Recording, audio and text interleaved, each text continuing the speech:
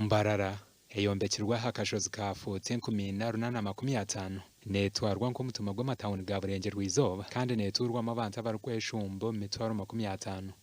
buri mwaka. Umubare gw'abarukweyongera mu cyange cyete annual population growth rate nugukora ubucweka veru n'obutonyezo bubera harigana wageregeranisa n'obucweka bushata n'obutonyezo bushata harigana bw'ihanga ryona konka ekiti kizire na birungi byonka kwihaho kweyongera kw'akakoko ka sirimu. MBARARA district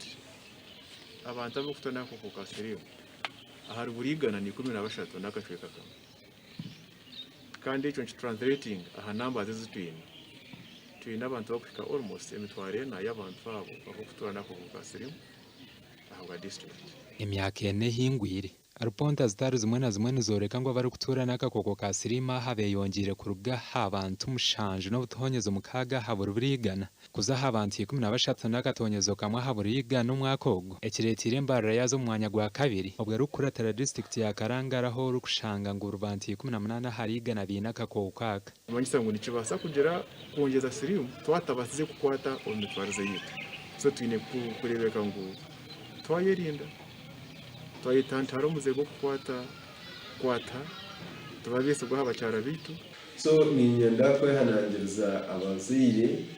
abana banyu abana bitu tugezeho kuba kuyetankaza okuza omyanya yatuma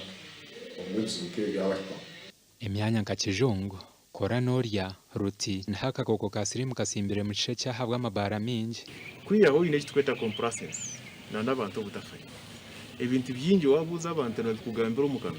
konko wabuza ngo nokora ki tebikushaniza kugera ki niba kumanya si ibyo abantu bakumanya ni bingi konko iyo bakora nibigera ki nibice ahava kumanya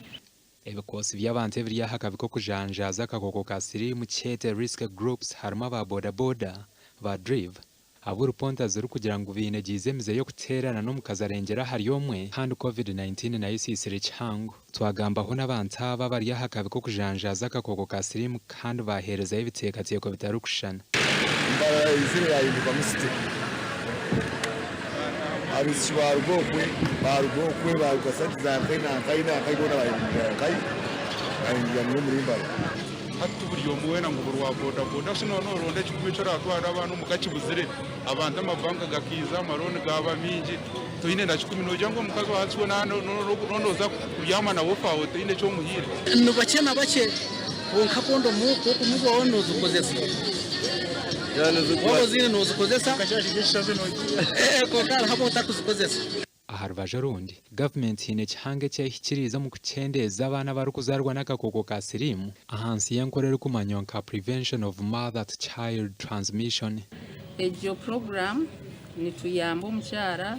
atunge mibazi kwa kutunge mibazi akakuka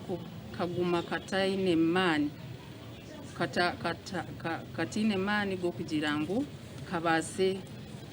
kwa affecting umwana abashaho nibagira ngo kwija ko mubazi gwa syrup omubazo gubaru kuhereza umwana wazarwa mukazaye n'akakoko ka sirimu mushahanshanje nibiri guyambereho munongo mu kucendeza kujanjara kw'akakoko ka sirimu muberere ogisireho no gukora terengenderwaho mu konsya hamwe no kucyusya abana nk'uko bashaho barakushobora. Omucyara wamwegesa kwara yonse umwana yamutahoje ibere kiryatunge bironda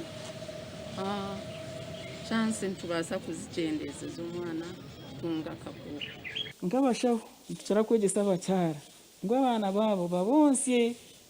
kurga yaheza kumuzara kusya mezi mukaga atine cyakumuhereza ntuceta exclusive breastfeeding. Government eriyo inegeze nkore ndije ya 95 okureba ngo myaka 5 rukwija obucweka 95 bw'abantu baraceberwe bakashanga bina akakoko ka sirimu batebwa hamabazi kwenda ngo bundo bucweka 95 hariga no mubazi gwamara akakoko ka sirimu amani